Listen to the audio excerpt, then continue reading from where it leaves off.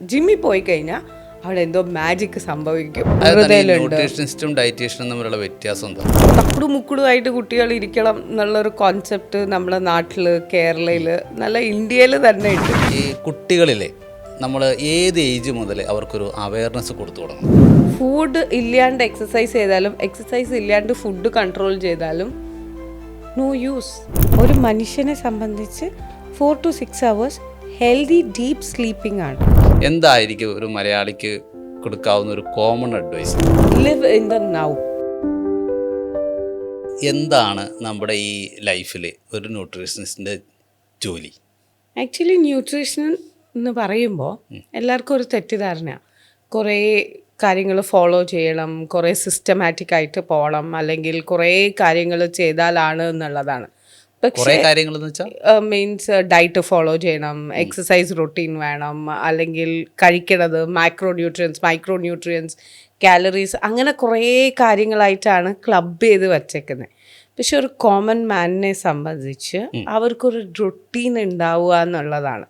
Correct routine, കറക്റ്റായിട്ട് food കഴിക്കുക, correct ടൈമിന് കഴിക്കുക, കറക്റ്റായിട്ട് കിടന്നുറങ്ങുക, കറക്റ്റായിട്ട് അവരൊരു ഡിസിപ്ലിൻഡ് ലൈഫ് ആയിട്ട് പോയാൽ തന്നെ ന്യൂട്രീഷൻ എന്ന് പറയുന്നത് കറക്റ്റാക്കാൻ പറ്റുന്ന ഒരു കാര്യമാണ്. ഓരോരുത്തർക്കും ഓരോരോ ശൈലിയാണ്, ഓരോരോ സ്റ്റേറ്റ്സിൽ ഓരോരോ മനുഷ്യർക്ക് ഓരോരോ വ്യത്യസ്തമാണ് ന്യൂട്രീഷൻ എന്ന് പറയുന്നത്. അപ്പോൾ ശരിക്കൊരു ഡോക്ടറുടെ ഒരു സപ്പോർട്ട് അതിന് ആവശ്യമുണ്ടോ? ന്യൂട്രീഷന് ഡോക്ടറുടെ സപ്പോർട്ട് ആവശ്യമില്ല. വ്യക്തിപരമായിട്ട് വ്യക്തികളുടെ തമ്മിൽ ചെയ്യേണ്ട ഒരു മെത്തേഡാണ് ന്യൂട്രീഷൻ എന്ന് പറയുന്നത്. താങ്കൾ ശരിക്കും മലയാളിയാണോ? അല്ല, മലയാളി അല്ല. ആക്ച്വലി ഒരു ആൻസെസ്ട്രൽ എക്സിസ്റ്റൻസ് മാത്രമേ ഉള്ളൂ. ഒരു 18 years ആയിട്ട് നാട്ടിലേക്ക് വന്നിട്ടേ ഇല്ല. അങ്ങനെ അവിടെ തന്നെ ജനിച്ച് വളർന്ന ആളാണ്. ഇവിടെ ഒരു മലയാളിയെ കല്യാണം കഴിച്ച് ആണ് ആളുടെ ലൈഫിലോട്ട് വന്ന് ഇപ്പോൾ 16 years ആയിട്ട്, ഇപ്പോൾ 16 years ആയിട്ട് ആളുടെ കൂടെ ഉണ്ട്. ഒരു 11 years കിഡ് ഉണ്ട്. കിഡിനെ അംഗൻവാടിക്ക് പോയി തുടങ്ങിയപ്പോഴാണ് മലയാളത്തിൻ്റെ ആവശ്യകത വന്നത്. ഈ നാട്ടിലുള്ളവർ ഇംഗ്ലീഷും ഹിന്ദിയും ഒന്നും സംസാരിക്കില്ലാത്തതുകൊണ്ട് നമുക്ക് മലയാളം സംസാരിക്കേണ്ടി വന്നു. ശരിക്കും ഞാനൊരു സാധാ ന്യൂട്രീഷനായിട്ടുള്ള കാര്യങ്ങളോ അങ്ങനെ ഒന്നും ഞാൻ നോക്കാറൊന്നുമില്ല. നമ്മൾ കിട്ടുന്ന ഫുഡ് കഴിക്കുന്നു, കിട്ടുന്ന പോലെ കിടന്നുറങ്ങുന്നു, പറ്റണ ജോലി ചെയ്യുന്നു, വിശക്കുമ്പോൾ ഫുഡ് കഴിക്കുന്നു. ഇപ്പോൾ സാധാരണ ഒരു മലയാളി, ഇപ്പോൾ ഈ മലയാളം തന്നെ പോകാം, മലയാളിയെ സംബന്ധിച്ചിടത്തോളം ഇത്രയും നാളത്തെ വർഷയുടെ ഒരു എക്സ്പീരിയൻസ് വെച്ചിട്ട്, കുറഞ്ഞ കാലം വെച്ചിട്ട് എന്തായിരിക്കും ഒരു മലയാളിക്ക് കൊടുക്കാവുന്ന ഒരു കോമൺ അഡ്വൈസ്? ഇപ്പോൾ ആൾ പറഞ്ഞ പോലെ തന്നെ കിട്ടിയത് കഴിക്കുന്നു, കിട്ടിയ പോലെ ജീവിക്കുന്നു, കിട്ടിയ പോലെ ജീവിക്കുന്നു. അങ്ങനത്തെ ഒരു സാഹചര്യക്കുരുത്തി കൂടിയാണ് ഇവിടുത്തെ ആൾക്കാർ കടന്നു പോകുന്നത്. പക്ഷെ അതിലൊരു വ്യത്യസ്ത മാറ്റം വരുത്തേണ്ട ഒരു ഷ്യോറിറ്റി ഉണ്ട്. അത് എല്ലാ മനുഷ്യർക്കും ഉണ്ട് കേട്ടോ. മലയാളി എന്നുള്ള ഒരു സ്പെസിഫിക്കേഷൻ. അതായത് പറഞ്ഞപ്പോൾ പ്രഷർ, ഷുഗർ, കൊളസ്ട്രോൾ എന്നുള്ള നമ്മുടെ ഒരു സാധാരണ ഒരു ഏജ് 40+ വരാവുന്ന അസുഖങ്ങൾ കീപ്പ് ചെയ്യാൻ വേണ്ടിയിട്ടാണോ, അതോ നമ്മൾ ചെറുപ്പം മുതലേ ഈ ഒരു ന്യൂട്രീഷൻ്റെ ഒരു ഭാഗമായിട്ട് ആ ഒരു കൾച്ചർ നമ്മൾ ഡെവലപ്പ് ചെയ്യണമെന്നാണ് ഉദ്ദേശിക്കുന്നത്? ആക്ച്വലി പറഞ്ഞു കഴിഞ്ഞാൽ ഇപ്പോൾ ഡോക്ടർ പറയുകയാണ് നാളെ തൊട്ട് ഫോളോ ചെയ്യണം, നിങ്ങൾക്ക് BP ഉണ്ട്, ഷുഗർ ഉണ്ട്, കൊളസ്ട്രോൾ ഉണ്ട് എന്ന് പറയുമ്പോഴത്തേക്കും ഇതൊക്കെ എല്ലാം കൃത്യമായിട്ട് ഫോളോ ചെയ്യും. രാവിലെ എണീക്കുക, കുളിക്കുക, അമ്പലത്തിൽ പോവുക, കുരി തൊടുക, അല്ലെങ്കിൽ പള്ളിയിൽ പോവുക, കുമ്പരി, ഇതൊക്കെ തുടങ്ങും. പക്ഷേ അത് ഫിയർ കൊണ്ട് വരുന്നതാണ്. അതുകൊണ്ട് പ്രത്യേകിച്ച് മാറ്റങ്ങളൊന്നും വരാൻ പോകുന്നില്ല. ബോഡിക്ക് പ്രത്യേകിച്ച് മാറ്റങ്ങളൊന്നും വരില്ല. അതുകൊണ്ട് തന്നെ ഇതിനെ ഡിസിപ്ലിൻഡ് ആയിട്ട് കുഞ്ഞപ്പത്തൊട്ട് കൊണ്ടുപോകാൻ പറ്റിയ വലിയ നല്ല കാര്യമാണ്. ഒരു സിമ്പിൾ കാര്യം പറയാം. എൻ്റെ ഒരു കൊച്ച് കുറച്ച് ചക്കയാണ് കഴിച്ച് സ്കൂളിൽ പോയെങ്കിൽ എൻ്റെ അമ്മ പറയും, ആ കൊച്ചിന് നീ ഒന്നും കൊടുക്കാണ്ട് വിട്ടുവല്ലേ എന്ന് പറയും. അത് ഞാൻ പറയാണ്, അല്ല അമ്മ, ഞാൻ ആ കൊച്ചിന് ഇഡ്ഡലിയാണ് കൊടുത്തത് അല്ലെങ്കിൽ ദോശയാണ് കൊടുത്തതെങ്കിൽ എൻ്റെ അമ്മ ഭയങ്കര ഹാപ്പിയാണ്, ഓൺ കോൾ. ഓക്കെ, അല്ലെങ്കിൽ എൻ്റെ ഹസ്ബൻഡ് ഓൺ കോൾ, വെരി ഹാപ്പിയാണ്. പക്ഷേ ഞാൻ പറയുന്നത് എന്താണെന്ന് വെച്ചാൽ, ചക്ക ഒരു ഫ്രൂട്ട് കഴിച്ച് അവൻ പോയി കഴിഞ്ഞാൽ അവൻ ഫുള്ളി ന്യൂട്രിയൻ്റ് ആയിട്ട് ഫൈബറും കഴിച്ചാണ് പോയേക്കുന്നത്. അവനവിടെ കുറച്ചും കൂടെ ഹെൽത്തിയർ ആയിരിക്കും. ഈ ചോറ് എന്ന് പറയുന്നതാണ് ഇഡ്ഡലിയും ദോശയും കാര്യങ്ങളും. ഇത് കഴിച്ചു പോയി കഴിഞ്ഞാൽ അവൻ അവിടെ പോയിട്ട് ടയേർഡ് ആവുകയാണ്.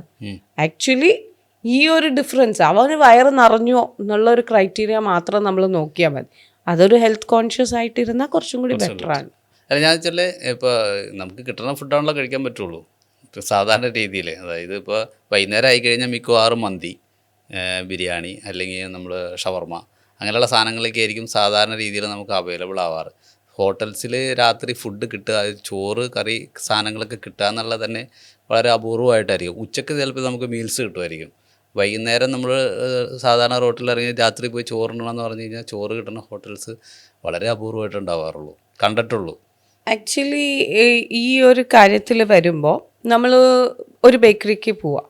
ഫോർ എക്സാമ്പിൾ പറയാം, ഒരു ബേക്കറിയിലേക്ക് പോയി ഒരു വൈകുന്നേരം നേരത്ത് പോയി കഴിഞ്ഞാൽ അവിടെ എല്ലാ സാധനങ്ങളും വച്ചിട്ടുണ്ട്. ആസ് എ ന്യൂട്രീഷനിസ്റ്റ് ഞാനാണ് പോകുന്നതെങ്കിൽ ഞാൻ അവിടെ പോയിട്ട് ഒരു അടയാ കഴിക്കുക. അല്ലാണ്ട് കഴിക്കേണ്ട ഒരു സാഹചര്യമാണെങ്കിൽ ഞാൻ ഓയിൽ അല്ലാത്ത ഒരു അട ആയിരിക്കും പ്രിഫർ ചെയ്യുന്നത്. മനസ്സിലായോ? അവിടെ ഉള്ളതിൽ ഹെൽത്തി ചോയ്സാണ്. മന്തിയാണോ ബിരിയാണി ആണോ എന്ന് ചോദിച്ചു കഴിഞ്ഞാൽ ബിരിയാണി ആയിരിക്കും കുറച്ചും കൂടി ഹെൽത്തി എന്ന് പറയാൻ പറ്റുക. ഓക്കെ, അങ്ങനത്തെ ഓരോ കാര്യങ്ങളാണ്. ഹെൽത്തിയർ ചോയ്സസ് ചൂസ് ചെയ്യുക എന്നുള്ളതാണ്. മൈദയ്ക്ക് പകരം വീറ്റ് എടുക്കുക. രണ്ടുത്തിലും അതിൻ്റേതായിട്ടുള്ള റിഫൈൻഡ് ആയിട്ടുള്ള പ്രോസസ്സസ് ഉണ്ട്, അതിൻ്റേതായിട്ടുള്ള പ്രോബ്ലംസ് ഉണ്ട്, കാര്യങ്ങളുണ്ട്.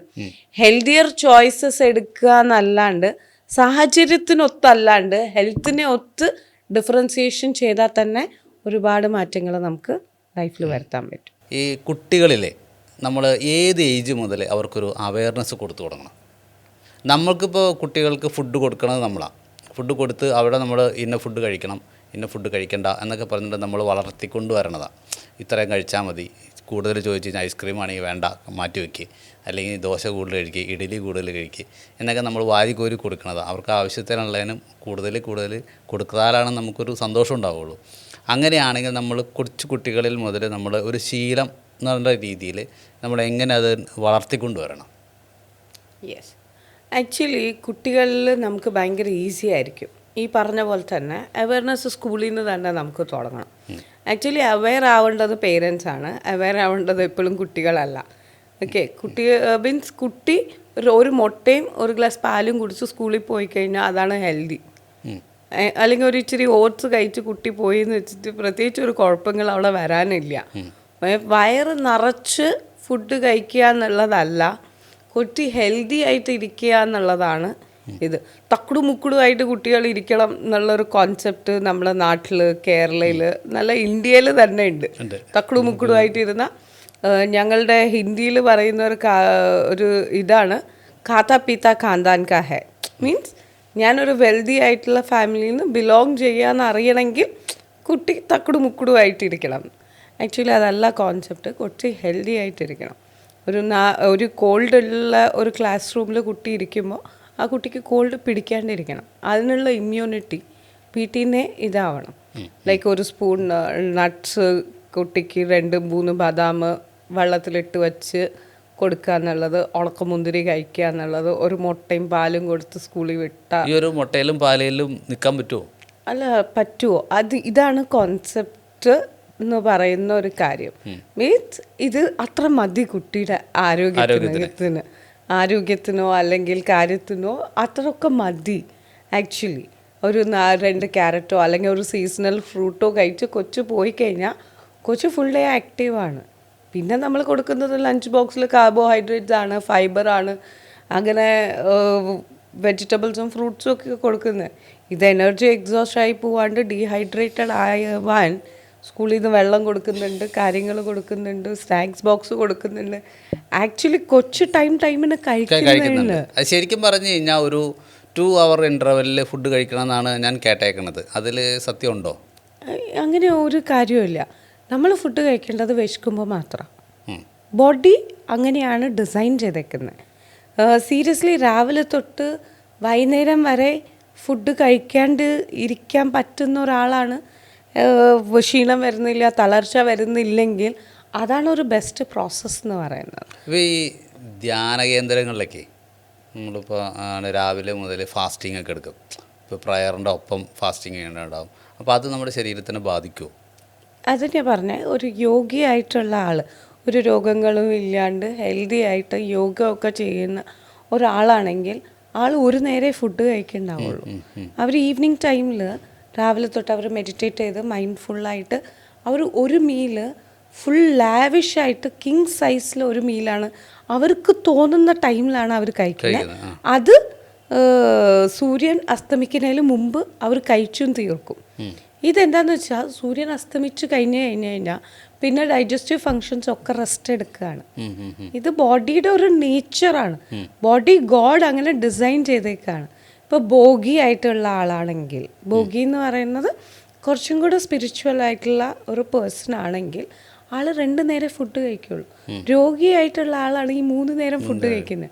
അപ്പം നമ്മൾ 4, 5, 6 കഴിക്കുന്ന ആൾക്കാരാണ്. മീൻസ് രാവിലെ breakfast, lunch, then snacks, then the supper and then dinner. അത് കഴിഞ്ഞിട്ട് കിടക്കണേന് മുമ്പ് പിന്നെയും വിശക്കുന്നു, പിന്നെ കിടന്നു കഴിഞ്ഞ് എണീറ്റ് വിശക്കുന്നു. 2 മണിക്ക് 3 മണിക്ക് അടുക്കളയിൽ കയറി ഫുഡ് ഉണ്ടാക്കി കഴിക്കുന്നവരുണ്ട്. അല്ല, ഫ്രിഡ്ജ് തപ്പുന്ന ആൾക്കാരുണ്ട്. Okay, this is how life style has grown, changed, evolve. ഈ ഒരു ടൈമിൽ ഇതൊക്കെ സംഭവിക്കുന്നുണ്ട്. പക്ഷേ റിയലിസ്റ്റിക്കലി വിശക്കുമ്പോൾ മാത്രമേ ഫുഡ് കഴിക്കാൻ പാടുള്ളൂ. അല്ലാത്ത സമയത്ത് മൊത്തം കുടിക്കേണ്ടത് വെള്ളം മാത്രമാണ്. Technically this is reality. ഇത്രയും ഇമ്മ്യൂണിറ്റി കോവിഡ് വന്ന സമയത്ത് ഇമ്മ്യൂണിറ്റി ഇല്ലാണ്ടായതൊക്കെ ഈ കാരണം കൊണ്ടാണ്. എന്നിട്ട് ഹോസ്പിറ്റലിൽ പോയുമില്ല ആൾക്കാർ ആ സമയത്ത്. ശരിക്കും ഇതിപ്പോൾ നമ്മൾ കുട്ടികളിലുള്ള ഒരു കാര്യം പറഞ്ഞല്ലോ, അതേപോലെ തന്നെയാണല്ലോ ഇപ്പോൾ ഏജ് ആയവർക്ക് ഇപ്പോൾ എന്താ പറയുക, അവർക്ക് മോഷൻ പോകാൻ ബുദ്ധിമുട്ടുണ്ടെന്ന് പറയും. ഒരു ഏജ് കഴിഞ്ഞ് കഴിഞ്ഞാൽ 50 വയസ്സ് 60 വയസ്സൊക്കെ കഴിഞ്ഞ് കഴിഞ്ഞാൽ ബുദ്ധിമുട്ടുണ്ടെന്നൊക്കെ പറഞ്ഞിട്ടുണ്ട്. അതേപോലെ യൂറിൻ ചിലപ്പോൾ പിടിച്ച് നിർത്താൻ പറ്റാതെ വരാറുണ്ട്. അപ്പോൾ അവർക്കൊക്കെ കൊടുക്കാവുന്ന എന്തെങ്കിലും ഒരു ചെറിയൊരു അഡ്വൈസ്? ആക്ച്വലി നമ്മൾ അവരുടെ ഡയറ്റ്സിൽ ഇൻക്ലൂഡ് ചെയ്യേണ്ടത് വാട്ടർ അല്ല, വാട്ടർ ബേസ്ഡ് ഫുഡാണ്. അതിനൊരു ഡിഫറൻസ് ഉണ്ട് രണ്ടത്തിനും. നമ്മൾ ജനറലി ന്യൂട്രീഷൻ എന്ന് പറയുമ്പോൾ ഡോക്ടേഴ്സ് പറയുന്ന പോലെയല്ല, നോ ഡോക്ടേഴ്സിനെ ഒഫൻസ് ചെയ്ത് പറയുകയല്ല. ഡോക്ടേഴ്സ് പറയും 4 ലിറ്റർ വെള്ളം കുടിക്കണം. പക്ഷേ ഈ യൂറിനറി ഇൻകോണ്ടിനൻസ് ഉള്ള ഒരാൾ 4 ലിറ്റർ വെള്ളം കുടിച്ചാൽ എന്താണ് ആളുടെ അവസ്ഥ? അതായത് അവർക്ക് സാധാരണ സംഭവിക്കുന്നത് അവർ ബാത്റൂമിലേക്ക് നടന്നെത്തണയ്ക്ക് മുമ്പ് പോവുക, അപ്പോൾ അവർക്ക് ഇത്ര വെള്ളം കുടിക്കാൻ പറ്റില്ല. അപ്പോൾ എന്താ ചെയ്യാന്ന് വെച്ചാൽ അവർ ഇൻകൾട്ടിക്കേറ്റ് ചെയ്യേണ്ടത് പ്രീബയോട്ടിക് എന്ന് പറയുന്ന ഫുഡ്സാണ്. ലൈക്ക് കുക്കുംബർ കഴിക്കുക, നാരങ്ങ പിഴിഞ്ഞ് കുടിക്കുക, കുറച്ച് കാര്യങ്ങൾ ചെയ്യുക. പിന്നെ കേർഡ് അവരുടെ ഡയറ്റിൽ ഇൻക്ലൂഡ് ചെയ്യുക. ലിക്വിഡ് ഫോമിൽ ലൈക്ക് കഞ്ഞി, ലിക്വിഡ് ഫോംസിൽ അല്ല സെമി ലിക്വിഡ് ഫോംസിൽ ഫുഡ് കഴിക്കുക. വെറുതെ വെള്ളം കുടിക്കാതെ ലിക്വിഡ് ആയിട്ടുള്ള സാധനങ്ങൾ കൂടി ഫുഡ് കഴിക്കുക. അല്ല, ലിക്വിഡ് ഫോംസിൽ ഫുഡ് കഴിക്കുക. ഫുഡ് ലിക്വിഡ് ഫോമിൽ കഴിച്ചു കഴിഞ്ഞാൽ ഡൈജഷനും അത് കുറച്ച് ക്വാണ്ടിറ്റിയിൽ പോകുമ്പോൾ യൂറിനറി ഇൻകോണ്ടിനൻസ് ഉള്ള ആൾക്കാട്ടെ, മോഷനുള്ള ആൾക്കാരുടെ ആ പ്രായത്തിലുള്ള ആൾക്ക് പല ടൈം എണീറ്റ് പോകുമ്പോൾ പിന്നെ മുട്ടുവേദനയ്ക്ക് ചികിത്സിക്കാൻ പോകണം. ആ ഒരു കാര്യം അവോയ്ഡ് ചെയ്യാൻ ന്യൂട്രീഷൻ ത്രൂ പറ്റും. അതെന്ന് പറഞ്ഞില്ലേ, ഫുഡ് എന്ന് പറയുന്നത് ഒരു ഡിസിപ്ലിൻഡ് രീതിക്ക് കഴിക്കുക എന്നുള്ളത് ഓരോരോ പേഴ്സണലൈസ്ഡ് ആയിട്ട് കസ്റ്റമൈസ് ചെയ്ത് എടുക്കേണ്ടതാണ്, പീപ്പിൾ നീഡ് അനുസരിച്ച്. ഓക്കെ, അതായത് ഒരു ന്യൂട്രീഷനിസ്റ്റ് ആവണം എന്നുണ്ടെങ്കിൽ അതിനുള്ളൊരു കോഴ്സ് നമുക്ക് എവിടെ കിട്ടും? കേരളത്തിൽ വല്ല കോഴ്സുണ്ടോ? ഇന്ത്യയിൽ എവിടെയെങ്കിലും കോഴ്സുണ്ടോ? വിദേശ രാജ്യങ്ങളിലുള്ള കോഴ്സുകൾക്കാണോ പ്രാധാന്യം കൊടുക്കേണ്ടത്? അതായത് ഇപ്പോൾ ഇവിടെയുള്ള പിള്ളേരൊക്കെ ഒരു +2 കഴിഞ്ഞ് കഴിഞ്ഞാൽ പുറത്തേക്കാണ് പോകുന്നത്. അവരവിടെ അവിടെ ജീവിക്കാൻ വേണ്ടിയുള്ള ഒരു ത്വരയുള്ള ഒരു ടൈമാണിപ്പോൾ. കുറച്ച് നാൾ കഴിയുമ്പോൾ എങ്ങനെയാണെന്ന് അറിയില്ല. ഇപ്പോൾ പുറത്തുള്ളതെങ്കിലും നല്ല കോഴ്സുകളുണ്ടോ? ഇവിടെയാണെങ്കിൽ ഇവിടെ ഇന്ത്യയിൽ നിന്ന് ചെയ്യണമെന്നുണ്ടെങ്കിൽ ഇവിടെ എന്ത് കോഴ്സാണുള്ളത്? അതിനെക്കുറിച്ചൊന്ന് പറയാമോ? ആക്ച്വലി ഇതൊരു ആപ്റ്റായിട്ടുള്ള ക്വസ്റ്റ്യൻ ആയിരിക്കും എന്നെ സംബന്ധിച്ച്. കാര്യം എന്താണെന്ന് വെച്ചാൽ ഞാനൊരു MBA കഴിഞ്ഞ് ഒരു IT HR ഗൂഗിൾ പോലത്തെ ഒരു പ്ലേസിൽ സർക്കോ ഇൻ്റർനാഷണൽ കമ്പനി എന്നെ റിക്രൂട്ട് ചെയ്ത് ഞാൻ ഗൂഗിളിലായിരുന്നു വർക്ക് ചെയ്തുകൊണ്ടിരുന്നത് IT ഫീൽഡിൽ. അപ്പോൾ അത് കഴിഞ്ഞ് ഞാൻ മദർഹുഡൊക്കെ എത്തി വന്ന ഒരു സമയത്ത് കോവിഡൊക്കെ ഹിറ്റ് ചെയ്ത് പപ്പയ്ക്ക് സുഖമില്ലാണ്ടായ ഒരു ഫേസിലാണ് ഈ ഒരു കാര്യത്തിനെ പറ്റി ചിന്തിച്ചത് തന്നെ. ലൈക്ക് ഇമ്മ്യൂണിറ്റി അല്ലെങ്കിൽ nutrition, micro nutrition, macro nutrition, healthy food tasty food healthier, ഇങ്ങനത്തെ പല കോൺസെപ്റ്റ്സും വന്ന്. അപ്പോൾ ആകെ കൺഫ്യൂസ്ഡ് ആയിരുന്നു. അപ്പോൾ എനിക്കിത് കസ്റ്റമൈസ് ചെയ്തെടുക്കാൻ യൂട്യൂബ് അവിടെ ഇവിടെയൊക്കെ കുറേ നോളേജ് ആയിരുന്നു. അപ്പോൾ എനിക്കിതിനെ ഒരു റിതമിക്കൽ ആക്കാൻ വേണ്ടി ഞാനിത് ഒരുപാട് റീസേർച്ച് ചെയ്ത് ഒരുപാട് കണ്ടുപിടിച്ച കുറേ കാര്യങ്ങളാണ്. BSc ഉണ്ട്, MSc ഉണ്ട്, ഇതിൽ 1 year പ്രോഗ്രാംസ് ഉണ്ട്, 2 years പ്രോഗ്രാം ഉണ്ട്, ലൈക്ക് സർട്ടിഫൈഡ് ആയിട്ടുള്ള ഒരുപാട് യൂണിവേഴ്സിറ്റി, കേരള യൂണിവേഴ്സിറ്റി ഉണ്ട്, കേരള യൂണിവേഴ്സിറ്റിയിൽ ഉണ്ട്. നമുക്ക് PG ചെയ്യാൻ പറ്റും, 1 year പ്രോഗ്രാംസ് നമുക്ക് ചെയ്യാൻ പറ്റും. IGNO എന്ന് പറയുന്ന IGNOയിലുണ്ട്. ഇങ്ങനെ പല സ്ഥലത്തും ഉണ്ട്. ബാംഗ്ലൂരിലും ഗ്രീൻവിച്ച് കോളേജിൽ ഇത് അവൈലബിൾ ആണ്. ഇത് ഫുൾ ടൈം 3 years ഡിഗ്രി ആയിട്ട് നമുക്ക് BSc പോലെ, BSc നഴ്സിംഗ് പോലെ, BSc പോലെ ചെയ്യാൻ പറ്റുന്ന ഒരു പ്രോഗ്രാം. ജോബ് ഓപ്പർച്യൂണിറ്റീസ് കോവിഡ് കഴിഞ്ഞതിന് ശേഷം, മീൻസ് കോവിഡിൻ്റെ മുമ്പ് ഇതിനെപ്പറ്റിയൊക്കെ ഞാൻ സംസാരിക്കുകയാണെങ്കിൽ ആൾക്കാർ പറയും I M unaware, I am talking something very new. ഒരു ഗ്രീക്ക് ആൻഡ് ലാറ്റിൻ ആയിരിക്കും ഞാൻ സംസാരിക്കുന്നത്. പക്ഷേ ഇന്നത്തെ ഒരു കാലഘട്ടത്തിൽ എല്ലാ മനുഷ്യരും കോൺഷ്യസ് ആണ്. കോവിഡിന് ശേഷം ഇമ്മ്യൂണിറ്റി എന്നുള്ള വാക്ക്, ലൈഫ് എപ്പോൾ വേണമെങ്കിലും മരിച്ചു പോവാൻ. അപ്പോൾ സേവിങ്സ് അല്ല important, me is the important. Self love കാര്യങ്ങൾ ഒക്കെ വന്നു കഴിഞ്ഞപ്പോഴാണ് ആൾക്കാർക്ക് കുറച്ചും കൂടെ ഒരു ക്ലാരിറ്റി വന്നത്. ഹെൽത്ത് കോൺഷ്യസ് ആവണം എന്നുള്ളൊരു ചിന്ത വന്നു തുടങ്ങി. ഹെൽത്ത് ഇസ് വെൽത്ത് എന്നൊക്കെ നമ്മൾ വായോണ്ട് പറയുന്നത് പ്രാബല്യമായത് കോവിഡിന് ശേഷമാണ്. അങ്ങനെ ഇപ്പോൾ പുറത്തുള്ള കോഴ്സുകളൊക്കെ ആണെങ്കിലോ? ഞാൻ പഠിച്ചത് PG ബ്രിട്ടീഷ് യൂണിവേഴ്സിറ്റിയിൽ നിന്നാണ്, ലണ്ടൻ യൂണിവേഴ്സിറ്റി ബ്രിട്ടനിൽ നിന്ന്. ഒരു 2 years PG പ്രോഗ്രാമാണ് ഞാൻ ചെയ്തത്. അത് കോവിഡിൻ്റെ ഒരു സാഹചര്യം അനുസരിച്ച് വിസ കിട്ടിയിട്ടും പോകാൻ പറ്റാണ്ട് ഞാൻ ഓൺലൈൻ ഫുൾ ടൈം അവരുടെ ക്യാമറ ഓറിയൻറ്റഡ് ആയിട്ട് അങ്ങനെ ഇരുന്ന് പഠിച്ചതാണ്. അതൊരു മോസ്റ്റ് അഡ്വൈസബിൾ തിങ് ആണ്. ഒരു 2 years PG very economically, like ഒരു 5 lakhൻ്റെ അറൗണ്ടിൽ നമുക്ക് അല്ല ഇപ്പം ഇത് പറ്റുന്നുണ്ടാവില്ല. ഇപ്പം അവിടെ പോയി തന്നെ പഠിക്കണം. ആക്ച്വലി എനിക്ക് വിസ കിട്ടിയിട്ട് എനിക്ക് പോകാൻ പറ്റിയില്ല കോവിഡ് കാരണം. അതുകൊണ്ട് നമ്മൾ ഇവിടെ ഇരുന്ന് പഠിച്ചു, ഇവിടെ തന്നെ ആയിപ്പോയി. അവിടെ പോയാൽ പഠിച്ചെങ്കിൽ അവിടെ അങ്ങനെയാണ് അതിൻ്റെ കാര്യങ്ങൾ. പിന്നെ കുറേ അങ്ങനെ ന്യൂട്രീഷനാണ് പഠിക്കേണ്ടതെങ്കിൽ കുറേ യൂണിവേഴ്സിറ്റീസ് ഉണ്ട് കേട്ടോ. അയർലാൻഡിലുണ്ട്, UK-യിലുണ്ട്, ഓസ്ട്രേലിയയിലുണ്ട്. ഗൂഗിൾ ചെയ്ത് നോക്കിയാൽ നമുക്ക് കിട്ടാവുന്നതൊക്കെ ഉള്ളൂ. അല്ല ഗൂഗിൾ ചെയ്തല്ല, ഒരുപാട് ഉണ്ട്. സ്റ്റഡി അബ്രോഡിൽ ഹോസ്പിറ്റലുകളിലൊക്കെ വേക്കൻസി ഉണ്ടോ? നമ്മൾക്ക് ആസ്റ്ററിൽ, പിന്നെ ആസ്റ്ററിൽ നമുക്ക് ന്യൂട്രീഷനിസ്റ്റ്, ഡയറ്റീഷ്യൻസ് ഉണ്ട്. പിന്നെ അമൃതയിലുണ്ട്. ന്യൂട്രീഷനിസ്റ്റും ഡയറ്റീഷ്യനും തമ്മിലുള്ള വ്യത്യാസം എന്താ? യെസ്, അത് ചെറിയൊരു വ്യത്യാസമാണ്. ന്യൂട്രീഷനിസ്റ്റ് എന്ന് പറയുമ്പോൾ അവരോരോ ചൂസ് ചെയ്യുന്നതാണ്. സർട്ടിഫിക്കറ്റ് ഒന്നും ഇല്ലെങ്കിലും ആൾക്ക് ന്യൂട്രീഷൻ ആവാൻ പറ്റും. ബിക്കോസ് ഞാൻ സെൽഫ് അവെയർഡാണ്, ഞാനൊരു ഫിറ്റ്നസ് ട്രെയിനറാണ്, അല്ലെങ്കിൽ ഞാനൊരു യോഗ കോച്ചാണ്, അല്ലെങ്കിൽ എനിക്ക് അതിനോട് പാഷൻ ഉള്ളതുകൊണ്ട് ഞാൻ ചെയ്യുന്നതാണ് ന്യൂട്രീഷനിസ്റ്റ് എന്ന് പറയുന്ന ഒരു കാര്യം. പക്ഷെ ഞാൻ എപ്പോഴായിട്ട് ലൈസൻസ്ഡ് ആയോ, സർട്ടിഫൈഡ് ആയോ, രജിസ്റ്റേർഡ് ആയോ, അല്ലെങ്കിൽ എനിക്ക് പേപ്പറിൽ കാണിക്കാനുള്ളപ്പോൾ ഞാൻ ഡയറ്റീഷ്യനായിട്ട് മാറുകയാണ്. എനിക്ക് ഒഫീഷ്യലി ഡോക്ടറെ പോലെ പ്രിസ്ക്രിപ്ഷൻ എഴുതി കൊടുക്കുന്ന പോലെ സപ്ലിമെൻറ്റ്സ് പ്രിസ്ക്രൈബ് ചെയ്ത് കൊടുക്കാൻ പറ്റും. ഒരു ഡയറ്റ് പ്ലാന് നിങ്ങളുടെ ബോഡി ടൈപ്പ് അനുസരിച്ച് ഡയറ്റ് പ്ലാൻ കൊടുക്കാൻ പറ്റും. ലൈക്ക് ഇത് ആയുർവേദത്തിൽ സംസാരിക്കുകയാണെങ്കിൽ വാത, പിത്ത, അങ്ങനെ കുറേ സാധനങ്ങളുണ്ട്. ഇതിനെയൊക്കെ അനലൈസ് ചെയ്യാൻ പറ്റും. ഒരാളുടെ ബോഡി ഇങ്ങനെ നോക്കി ആൾ വാതയാണോ അല്ലെങ്കിൽ ആൾ പിത്തയാണോ, അതനുസരിച്ചുള്ള ഫുഡ് നമുക്ക് പ്രിസ്ക്രൈബ് ചെയ്യാൻ പറ്റും. മെഡിസിൻ പ്രിസ്ക്രൈബ് ചെയ്യുന്നതിന് പകരം ഫുഡ് പ്രിസ്ക്രൈബ് ചെയ്യാം. ഹെൽത്ത് ക്ലബ്ബുകളില്ലേ, അപ്പോൾ അവിടെ ശരിക്കും ന്യൂട്രീഷൻസിൻ്റെ ഒരു പ്രാധാന്യമുണ്ടോ? യെസ്. ഇപ്പോൾ ഹെൽത്ത് ക്ലബ്സിൽ നമുക്ക് ഇപ്പോൾ അറിയാമല്ലോ, ഒരുപാട് ആൾക്കാർ ജിമ്മിൽ പോയി വർക്കൗട്ട് ചെയ്ത് മരിക്കുന്നു, അറ്റാക്ക് വരുന്നു, മരിക്കുന്നു. അവർ എല്ലാം ചെയ്തുകൊണ്ട് തന്നെ വെരി ഫേമസ് ആയിട്ടുള്ള ആക്ടേഴ്സ് ഇപ്പോൾ അതൊരു ട്രെൻഡിങ് ന്യൂസ് ആക്കിക്കൊണ്ടിരിക്കുന്ന ഒരു സാധനം. അവർ കോൺഷ്യസ് ആണ്, ഹെൽത്തി ഈറ്റിംഗ് ആണ് ചെയ്യുന്നത്, കുക്കുണ്ട്, ഡയറ്റീഷ്യൻ ഉണ്ട്, എല്ലാം ഉണ്ട്. പക്ഷെ എന്തിനാണ് ഇത് സംഭവിക്കുന്നത്? ഇതൊരു ചോദിക്കേണ്ട ഒരു ചോദ്യമാണല്ലോ. Maybe everybody is very confused ഈ ഒരു കാര്യത്തിൽ.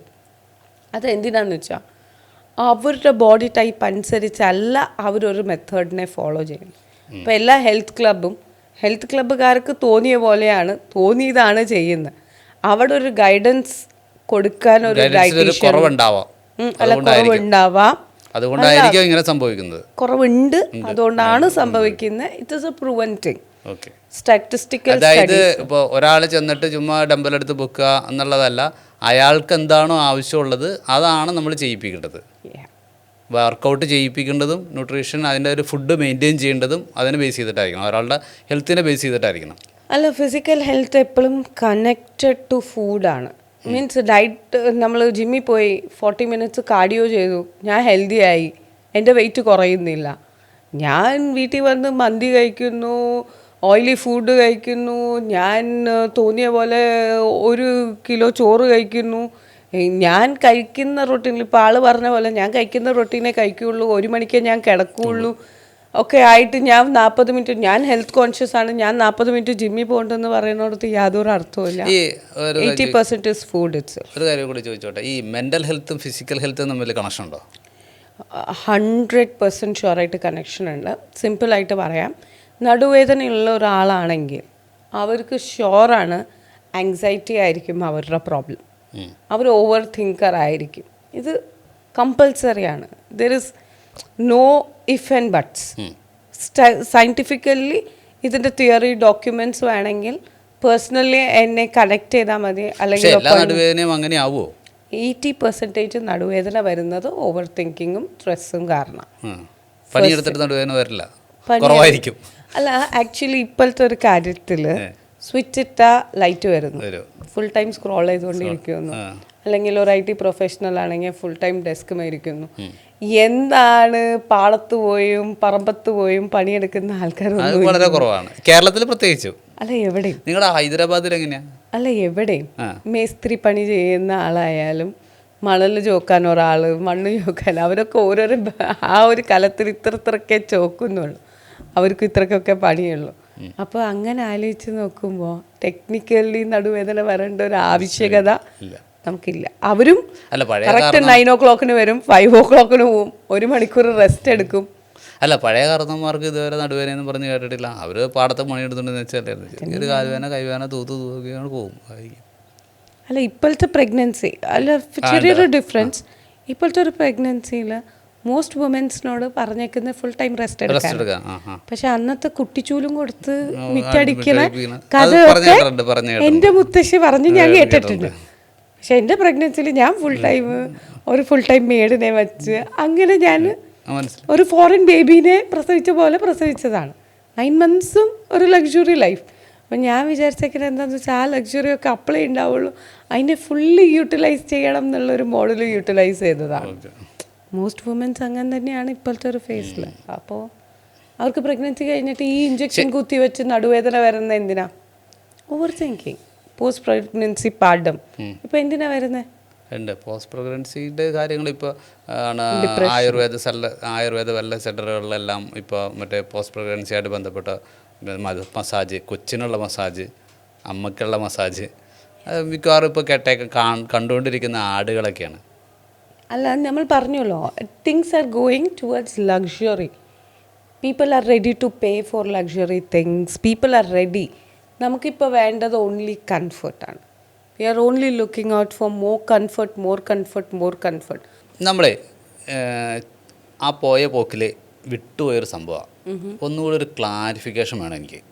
അതായത് നമ്മൾ ജിമ്മിലെ കാര്യങ്ങൾ സംസാരിച്ചല്ലോ. സാധാരണ എല്ലാവർക്കും സംഭവിക്കുന്നത് ഫാറ്റ് ലോസ് ചെയ്യാൻ ഒരെണ്ണം, പിന്നെ അല്ലെങ്കിൽ മസിൽ ഗെയിൻ ചെയ്യാൻ. സാധാരണ ജിമ്മിൽ പോണവരൊക്കെ ഏകദേശം അതിനൊക്കെയാണ്. കാർഡിയാക്ക് എന്ന് പറയുമ്പോൾ നമ്മൾ കൊളസ്ട്രോൾ ഒന്ന് കൺട്രോൾ ചെയ്യുക, അങ്ങനെ 2-3 കാര്യങ്ങൾ ഗോൾ ചെയ്തിട്ടായിരിക്കും മിക്കവരും ജിമ്മിൽ ചെന്ന് കയറണത്. അപ്പോൾ അങ്ങനെയാണ് ഈ ഫാറ്റ് ലോസ് ചെയ്യുന്നവർ എന്തൊക്കെ കാര്യങ്ങൾ ശ്രദ്ധിക്കേണ്ടതുണ്ട് നമ്മുടെ ഫുഡിലും ബാക്കിയുള്ള കാര്യങ്ങളിലും, ഈ എക്സസൈസ് കൂടാതെ. അതേപോലെ തന്നെ മസിൽ ഗെയിൻ ചെയ്യണവർ, കാർഡിയാക്ക് ചെയ്യണവർ, കാലുവേദന കൈവേദന വരുന്നവരും പോകണ്ടെന്നൊക്കെ അറിയാം. അതൊരു അവരൊരു എക്സസൈസിന്, റൊട്ടീനായിട്ടുള്ള എക്സസൈസിൻ്റെ ഭാഗമായിട്ട്. അങ്ങനെയാണെങ്കിൽ അവർക്ക് കൊടുക്കാവുന്ന, ഓരോരുത്തർക്ക് കൊടുക്കാവുന്ന ഒരു ന്യൂട്രീഷൻ എന്നുള്ള നിലയിൽ അവർക്ക് കൊടുക്കാവുന്ന ഒരു അഡ്വൈസ്. ആക്ച്വലി നമ്മളുടെ ഈ ഒരു ക്വസ്റ്റ്യന് ഭയങ്കര വാലിഡ് ആയിട്ടുള്ള ക്വസ്റ്റ്യനായിട്ട് കൺസിഡർ ചെയ്യാൻ പറ്റും. കാര്യം എന്താണെന്ന് വെച്ചാൽ, കാർഡിയാക്ക് അറ്റാക്ക് വന്നവർ ജിമ്മിൽ പോവും. അത് മസിൽ ഗെയിനോ മസിൽ ലോസിനോ വേണ്ടിയിട്ടല്ല, റിലാക്സേഷന് വേണ്ടിയിട്ടും അവരൊരു മെൻ്റൽ ഫിസിക്കൽ ഹെൽത്തിന് വേണ്ടിയിട്ടുമാണ് പോകുന്നത് ഫസ്റ്റ്ലി. സെക്കൻഡ്ലി വെയിറ്റ് ലോസ് ചെയ്യാനുള്ള ആൾക്കാർ വരുമ്പോൾ യെസ് അതൊരു കോമൺ തിങ്ങാണ്. ജിമ്മിൽ പോയി കഴിഞ്ഞാൽ അവിടെ എന്തോ മാജിക് സംഭവിക്കും, വെയിറ്റ് ലോസ് വെയിറ്റ് ലോസ് വയറ് കുറയ്ക്കുക. അതാണ് വെയിറ്റ് എന്ന് പറഞ്ഞ സാധനം എല്ലാവരും വയറില്ലാത്താണ് ഇരിക്കുന്നത്. വെയിറ്റ് ലോസ് എന്ന് പറഞ്ഞാൽ പൊണ്ണത്തടിയുള്ളവർ വളരെ അപൂർവമാണ്, പക്ഷെ എന്തായാലും വയറാണ് എല്ലാവരുടെയും പ്രശ്നം. പോരട്ടെ അടുത്തത്. കറക്റ്റ്. അപ്പോൾ അതാണല്ലോ അടുത്ത ക്വസ്റ്റ്യൻ. പിന്നെ ഞങ്ങൾക്ക് മസിൽ ഉണ്ടാക്കുക.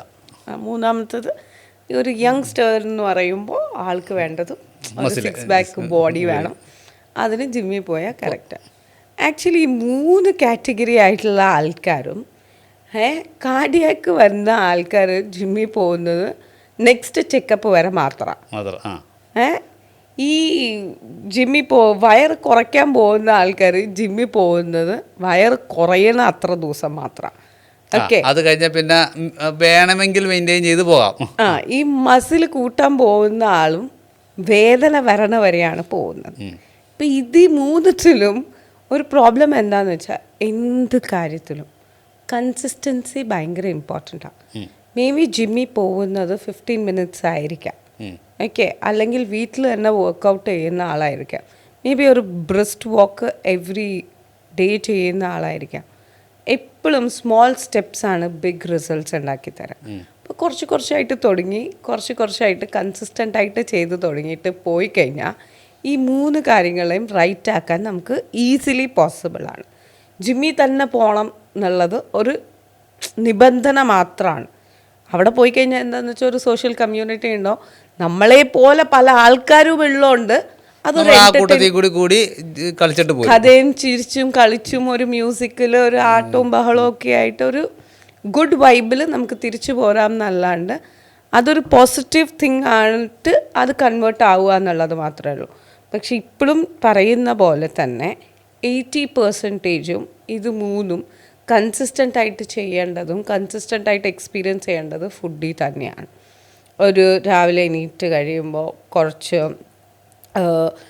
ഉണക്കമുന്തിരി വെള്ളത്തിലിട്ട് കുടിക്കുക, 1 സ്പൂൺ ഫ്ലാക്സ് സീഡ്സ്, സൺഫ്ലവർ സീഡ്സൊക്കെ ഇൻകൾട്ടിക്കേറ്റ് ചെയ്യുക, മുസ്ലി അങ്ങനത്തെ സാധനങ്ങൾ നമ്മളുടെ ഫ്ലേവേഴ്സ് അനുസരിച്ച് കസ്റ്റമൈസ് ചെയ്തെടുക്കുക, കുറച്ച് വെറൈറ്റീസ് പ്രീ കുക്ക്ഡ് മീൽസ് ആക്കി, ഓട്സ്, ഫ്രൂട്ട്സ്, സീസണൽ ഫ്രൂട്ട്സൊക്കെ ആക്കി ഒരു രാത്രി തന്നെ ഫ്രിഡ്ജിൽ വെച്ച് അതിനെ ഫെർമെൻറ്റ് ചെയ്ത് നല്ല പണിയുണ്ട്.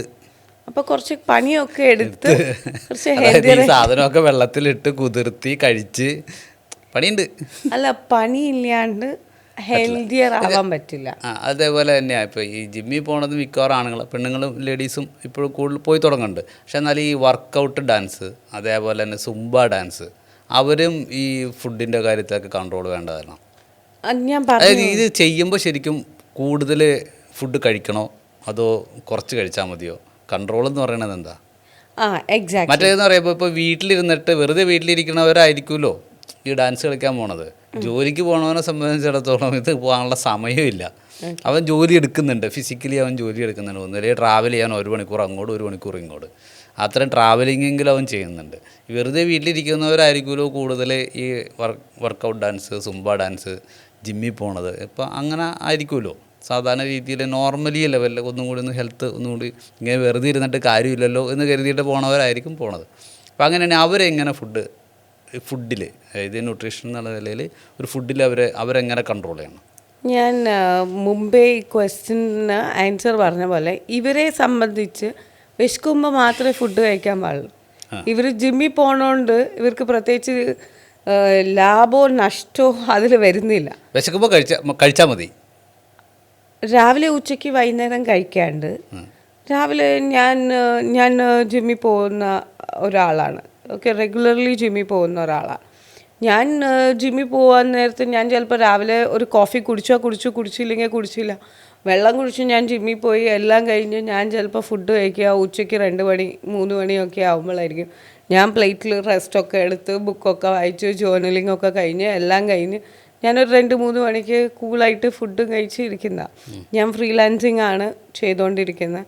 അപ്പോൾ ആൾ പറഞ്ഞ പോലെ തന്നെ നാട്ടുകാരെ സംബന്ധിച്ച് ഞാൻ വെറുതെ ഇരിക്കുകയാണ് എന്നുള്ളൊരു ചിന്താഗതിയാണ് അവരെ സംബന്ധിച്ച്. പക്ഷേ ഞാൻ എൻ്റെ മെൻ്റൽ ഹെൽത്തിനെയും ഫിസിക്കൽ ഹെൽത്തിനെയും പ്രയോറിറ്റൈസ് ചെയ്ത് എൻ്റെ ഒരു ലൈഫിനെ പ്രയോറിറ്റൈസ് ചെയ്ത് നിൽക്കുകയാണ്. ഹൗസ് വൈഫിനുള്ള ആൾക്കാർ ബൈ ചോയ്സ് ആണെങ്കിൽ അവർ പ്രയോറിറ്റൈസ് ചെയ്യുന്നത് വേറെ പല കാര്യങ്ങളിലായതുകൊണ്ടാണ്. Family is more important than freedom and money, അങ്ങനെയൊക്കെ ആയതുകൊണ്ടായിരിക്കും അവരത് ചൂസ് ചെയ്തത് അവരുടെ ലൈഫിൽ. അപ്പോൾ ഈ ഒരു ജിമ്മ്, യോഗ, സുംബ, ഇതെന്തും ഫിസിക്കൽ മൂവ്മെൻറ്റും ഫിസിക്കൽ ആക്ടിവിറ്റിയും ആണ്. അത്രേ അതിനെ കൺസിഡർ ചെയ്യേണ്ട കാര്യമുള്ളൂ. വാക്കുകൾ വേറെയാണെങ്കിലും മൂവ്മെൻറ്റ് ഈസ് മൂവ്മെൻറ്റ്, അത്രേ ഉള്ളൂ. സിംപ്ലിഫൈ ചെയ്യുമ്പോൾ അതിൽ ഫുഡായിട്ട് യാതൊരു ബന്ധവും ഇതിനില്ല. ഫുഡ് റൈറ്റായിട്ട് കഴിച്ചാൽ മെൻ്റൽ ഹെൽത്തിനെ ട്രിഗർ ചെയ്യുന്ന, ഇപ്പോൾ സ്പൈസി ആയിട്ടുള്ള ഫുഡ് കഴിച്ചു കഴിഞ്ഞാൽ ആങ്കർ ട്രിഗർ ചെയ്യും. ഇത് റിയലിസ്റ്റിക്കൽ കോൺസെപ്റ്റാണ്. ഇതിനെ കൺട്രോൾ ചെയ്യാൻ ഒരു ഗ്ലാസ് കുക്കുംബർ ജ്യൂസ് ഡയറ്റിൽ ഇൻക്ലൂഡ് ചെയ്ത് കഴിഞ്ഞാൽ ആങ്കർ ഇഷ്യൂസ് കുറഞ്ഞു കിട്ടും. ഇത് പറഞ്ഞു കഴിയുമ്പോൾ ന്യൂട്രീഷനിസ്റ്റ് എന്നുള്ള ഒരു രീതിയല്ല അത്. ഫുഡ് ബോഡിയിൽ ചെയ്യുന്ന കാര്യങ്ങൾ ന്യൂറോ ലിംഗ്വിസ്റ്റിക്കലി ഇങ്ങനെയാണ്. It works that way. Food ഇല്ലാണ്ട് എക്സസൈസ് ചെയ്താലും എക്സസൈസ് ഇല്ലാണ്ട് ഫുഡ് കൺട്രോൾ ചെയ്താലും നോ യൂസ്. രണ്ടത്തിലും യൂസ് ഇല്ല. മൂവ്മെൻറ്റും വേണം, ഫുഡും വേണം, സ്ലീപ്പും വേണം. സ്ലീപ്പ് വേണം, ജേർണലിങ് ചെയ്യണം, അത്യാവശ്യം മെൻ്റൽ ഹെൽത്തിനെ പറ്റി കോൺസെൻട്രേറ്റ് ചെയ്യണം. ഇതിൽ ഏതൊന്നും ചെയ്തില്ലെങ്കിലും മൈഗ്രെയിൻ വരും, നടുവേദന വരും, മുട്ടുവേദന വരും. ഇത് എപ്പോഴും നമ്മുടെ ലൈഫിൽ രണ്ട് ചോയ്സസാണ്. ഐദർ ഡോക്ടറുടെ അടുത്ത് പോയി മെഡിസിൻ കഴിക്കാം, അങ്ങനെ ഒരു പണിയെടുക്കാം, അല്ലെങ്കിൽ മെഡിസിൻ കഴിക്കേണ്ട ഫുഡ് കൺട്രോൾ ചെയ്ത് പണിയെടുക്കാം. ഏത് പണിയെടുക്കണം എന്നുള്ളത് നിങ്ങളുടെ പേഴ്സണൽ ചോയ്സസ്. ഇപ്പോൾ പറഞ്ഞു വന്നപ്പോഴാണ് സ്ലീപ്പിൻ്റെ കാര്യം പറഞ്ഞല്ലോ. ഈ സ്ലീപ്പ് ചെയ്യുമ്പോൾ നമ്മൾ എന്തൊക്കെ ശ്രദ്ധിക്കുന്നുണ്ട്? ഫസ്റ്റ് മോസ്റ്റ് ഡിഫിക്കൽട്ട് തിങ് ആണ് ശ്രദ്ധിക്കേണ്ടത്. 2 hours മുമ്പ് മീല് കഴിക്കുക എന്നുള്ള. ഓക്കെ, അതായത് മീല് കഴിച്ച് കഴിഞ്ഞ് 2 hour കഴിഞ്ഞിട്ടേ നമ്മൾ ഉറങ്ങാവുള്ളൂ. 11 മണിക്ക് കഴിക്കുകയാണെങ്കിൽ 1 മണിക്ക് കിടന്നുറങ്ങുക എന്നുള്ള കോൺസെപ്റ്റ് അല്ല ഞാൻ പറയുന്നത്. 6 o'clock to 7 o'clock meal finish ചെയ്ത് 9 o'clock ഉറങ്ങാൻ പറ്റുക എന്നുള്ളതാണ് ഒരു ന്യൂട്രീഷനിസ്റ്റ് എന്നുള്ള രീതിയിൽ ഞാൻ പറയുന്നത്. പക്ഷെ ഇത് പ്രാക്ടിക്കൽ ആയിക്കൊള്ളണം നിർബന്ധമില്ലാത്ത ഒരു കാലഘട്ടത്തിൽ കൂടെ നമ്മൾ പോകണമുണ്ട്. 2 hours മുമ്പ്, okay, any time that is 2 hours മുമ്പ്, 1 hour മുമ്പ് സ്ക്രീൻ ടൈം ഇല്ലാണ്ടിരിക്കുക. അതായത് ഉറങ്ങുന്നതിന് 1 hour മുമ്പ് സ്ക്രീൻ ടൈം ഇല്ലാണ്ട്, അതായത് ടി വി ഒക്കെ കണ്ടിട്ട് അല്ലെങ്കിൽ മൊബൈലൊക്കെ നോക്കിയിട്ട് നേരെ കിടന്നുറങ്ങാതെ കുറച്ച് നേരം നമ്മൾ റെസ്റ്റ് എടുത്ത് റിലാക്സ് ചെയ്തതിന് ശേഷം നമ്മൾ കിടന്നുറങ്ങാവുള്ളൂ. യെസ്, അപ്പം തന്നെ സ്ലീപ്പ് ബെറ്റർ ആവും, ഇൻ്റർവെല്ലിൽ എണീക്കാണ്ടിരിക്കും, ചൂട് പ്രശ്നം അല്ലാണ്ടാവും, ടയേർഡ്നെസ് ഇല്ലാണ്ടിരിക്കും, ബോഡി കാമറാവും. അപ്പോൾ പല ആൾക്കാരും എന്നോട് പല ക്ലയൻസും ചോദിക്കുന്ന ഒരു ക്വസ്റ്റ്യനാണ്, അപ്പോൾ പിന്നെ എന്ത് ചെയ്യണം എന്നാണ് ഈ ഉദ്ദേശിക്കുന്നത്? യെസ്, റീഡിങ് പ്രാക്ടീസ് ചെയ്യാം, ഫാമിലി ടൈം, ഫാമിലിയോടേ സംസാരിച്ചിട്ടുണ്ടാവില്ലേ ഒരാഴ്ചയായിട്ട്. അങ്ങനെ കുറേ മനുഷ്യരാണല്ലോ ഇപ്പോഴത്തെ ഒരു കാലഘട്ടത്തിൽ. അവരും മൊബൈലിൽ, നമ്മളും മൊബൈലിൽ, കൊച്ചും മൊബൈലിൽ. അപ്പോൾ അവരോട് ചോദിക്കാം, how did your day go, എങ്ങനെയായിരുന്നു നിങ്ങളുടെ ദിവസം, നിങ്ങളിന്ന് ഹാപ്പി ആയിരുന്നോ എന്ന് അവരോട് ചോദിക്കുമ്പോൾ അതൊരു പീസ്ഫുൾ റിലേഷൻഷിപ്പിനെ ബിൽഡ് ചെയ്യാനും. അതായത് ഇപ്പോൾ സ്ലീപ്പ് നല്ലൊരു സ്ലീപ്പാണെങ്കിലാണല്ലോ നല്ലൊരു ഡയറക്ഷൻ ഉണ്ടാവുള്ളൂ. പിറ്റേ ദിവസം നേരം വെളുത്തിട്ടാണെങ്കിലും നമുക്ക് ഒരു എനർജി തോന്നണമെന്നുണ്ടെങ്കിൽ നല്ലൊരു ഉറക്കവും നമുക്ക് ആവശ്യമാണ്. It is not like 8 hours sleep, 7 hours sleep അതൊക്കെ വേണമെന്നുണ്ടോ? നമുക്ക് ആവശ്യമുള്ളത് ഉറങ്ങിയാൽ പോരെ? അങ്ങനെയല്ല. ചിലരല്ല, ഇപ്പോൾ ചിലരൊക്കെ ഇപ്പോൾ 11 മണിക്ക് കിടന്ന് നേരം വെളുത്ത് 10 മണിക്കൊക്കെ എഴുന്നേക്കുന്നവരൊക്കെ കണ്ടിട്ടുണ്ട്. ചിലർ വെളുപ്പിന് ഒരു 2 മണിക്കായിരിക്കും കിടക്കുന്നത്, 6 മണിയാകുമ്പോൾ കൃത്യമായിട്ട് എഴുന്നേറ്റ് വരും. പക്ഷേ അത് ഓരോരുത്തരുടെ ഡിപ്പെൻസ് ആയിരിക്കാം. പക്ഷേ ഒരു മിനിമം ടൈം എത്ര വേണ്ടി വരും? ആക്ച്വലി ടെക്നിക്കലി നോക്കുമ്പോൾ ഇന്നത്തെ ഒരു കാലഘട്ടത്തിൻ്റെ അനുസരിച്ച് 4 to 6 hours സ്ലീപ്പ് മതി. ഒരു മനുഷ്യനെ സംബന്ധിച്ച് 4 to 6 hours healthy deep sleeping ആണ്. സ്ലീപ്പിൻ്റെ ഇഷ്യൂസ് ഉള്ള ഒരാളാണെങ്കിൽ നല്ലൊരു മെഡിറ്റേഷൻ, ഗൈഡഡ് മെഡിറ്റേഷൻസിൻ്റെ ഒരുപാട് യൂട്യൂബ് വീഡിയോസ് ഉണ്ട്. പേഴ്സണലി ചോദിച്ചാൽ അയച്ചു തരാൻ പറ്റും. അതൊക്കെ കേട്ട് കിടന്നുറങ്ങിയാലും നല്ല സ്ലീപ്പ് കിട്ടാൻ ഹെൽപ്പ് ചെയ്യും. സൗണ്ട് തെറാപ്പീസ് ഉണ്ട്, നല്ല സ്ലീപ്പ്, താരാട്ടൊട്ടി കിടത്തി ഉറക്കുന്ന പോലത്തെ ഗ്ലി ഗ്ലി ഗ്ലി ഗ്ലി ഗ്ലി എന്ന് കേൾക്കുന്ന നല്ല സൂതിങ് ആയിട്ടുള്ള സൗണ്ട് തെറാപ്പീസ് ഉണ്ട്. അത് AR റഹ്മാൻ്റെ മ്യൂസിക് പോലത്തെ അല്ല, പക്ഷേ നെർവസ് സിസ്റ്റമിനെ കാമാക്കുന്ന കൈൻഡ് ഓഫ് മ്യൂസിക്കാണ്. നമ്മൾക്ക് ഞാൻ പറഞ്ഞില്ലേ, ആവശ്യമുള്ളത് ചെയ്യുക എന്നുള്ളതല്ല, ആവശ്യമുള്ളത് ചെയ്യുക എന്നുള്ളതാണ് ബോഡിക്ക് ഏറ്റവും ഇമ്പോർട്ടൻറ്റ്. അല്ലാണ്ട് ലോകം പറയുന്ന പോലെ നടക്കുക എന്നുള്ളതല്ല ആക്ച്വൽ റിക്വയർമെൻറ്റ്. അതായത് നമ്മളെ തന്നെ നമ്മൾ കുറേ പഠിപ്പിക്കുക. ഇതാണ് ഞാൻ, എന്നാൽ എനിക്ക് ആവശ്യമുള്ളത് ഇതാണ്, എനിക്ക് ഉറക്കം ഇത്ര മതി എന്നുള്ളതൊക്കെ നമ്മുടെ ബോഡീനെ നമ്മൾ തന്നെ പഠിപ്പിച്ചെടുത്താൽ അത് കുറച്ചുകൂടി ബെറ്റർ ആവും തോന്നുന്നുണ്ടോ?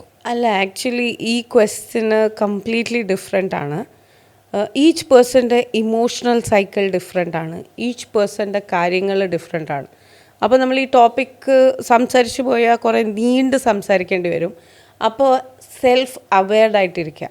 അപ്പോൾ നമ്മുടെ വീട്ടിൽ കറണ്ട് പോയാൽ അപ്പുറത്തുള്ളവൻ്റെ വീട്ടിൽ കറണ്ട് പോയോ എന്നുള്ള കാര്യത്തിനെ പറ്റി ചിന്തിക്കുന്ന ഈ ലോകത്ത് നമ്മൾ നമ്മുടെ കൂടെ മിററിൽ നമ്മുടെ കൂടെ ഒരു 5 minutes 10 minutes ഡെയിലി സ്പെൻഡ് ചെയ്യാൻ വേണ്ടിയിട്ട് നോക്കുക. മിററിൽ ഐ കോണ്ടാക്റ്റ് നമ്മുടെ കൂടെ ആവുക. നമ്മൾക്ക് എവറി 2 hours എൻ്റെ ബോഡി തന്നെ പറയും, അടാ നീ ഒന്ന് ഉറങ്ങ്, അടാ നിനക്ക് വിശക്കുന്നു, അടാ നിനക്ക് എന്താ പ്രശ്നം, നിൻ്റെ ബോഡി തന്നെ നിന്നോട് പറയും. പക്ഷെ നീ ചോദിക്കണ്ടേ, നീ ചോദിച്ചാൽ മാത്രമേ ഉത്തരം നിന്നെ പറയാൻ പറ്റുള്ളൂ. നീ അപ്പുറത്തുള്ളവനക്ക് വിഷമം വന്നാൽ അപ്പുറത്തുള്ളവനോട് ചോദിക്കും, അടാ നിനക്ക് എന്താ വിഷമം. എനിക്ക് വിഷമം വന്നാൽ അപ്പുറത്തുള്ളവൻ എന്നോട് ചോദിക്കാൻ ഞാൻ കാത്തിരിക്കും. പക്ഷെ ഞാൻ എന്നോട് ചോദിച്ചാൽ എൻ്റെ ബോഡി തന്നെ എന്നോട് പറയും, വിശക്കുന്നു, റെസ്റ്റ് വേണം, ബുക്ക് വായിക്കണം, ജേർണൽ ചെയ്യണം, അല്ലെങ്കിൽ ഇരിക്കണം. ഞാൻ എന്താണോ അവെയർ, ആ അവെയർനെസ്സിൽ ഒരു ഡേറ്റ എടുത്ത് അത് എന്നോട് പറയും. അതങ്ങ് ചെയ്ത് കൊടുത്താൽ തീർന്നു. അപ്പോൾ അതിൻ്റെ ഒരു സിമ്പിൾ സ്റ്റേറ്റ്മെൻറ്റ് എന്താണെന്ന് വെച്ചാൽ, ലിവ് ഇൻ ദ നൗ. ഇപ്പോഴത്തെ ഒരു നവ്വിൽ ജീവിച്ചാൽ 1 day കറക്റ്റാക്കാൻ പറ്റിയ ലൈഫ് കറക്റ്റാക്കാൻ പറ്റും. അല്ലാണ്ട് നമ്മൾ ഫ്യൂച്ചർ മൊത്തം കറക്റ്റാക്കാൻ വേണ്ടി ഓടി നടന്നിട്ട് ഡേകൾ കറക്റ്റാക്കുന്നില്ല, വീക്ക് കറക്റ്റാക്കുന്നില്ല, മന്ത് കറക്റ്റാക്കുന്നില്ല, ഫ്യൂച്ചർ കറക്റ്റാക്കാൻ നടക്കുകയാണ്. ഒരിക്കലും കറക്റ്റ് ആവാൻ പോകുന്നില്ല. ഈ ഒരു സത്യം മനസ്സിലാക്കിയാൽ തന്നെ 100% പ്രോബ്ലംസ് സോൾവ്ഡ് ആണ്. ഓക്കെ, അത്രേ ഉള്ളൂ. Simplifying it. Okay, thank you. Thank U.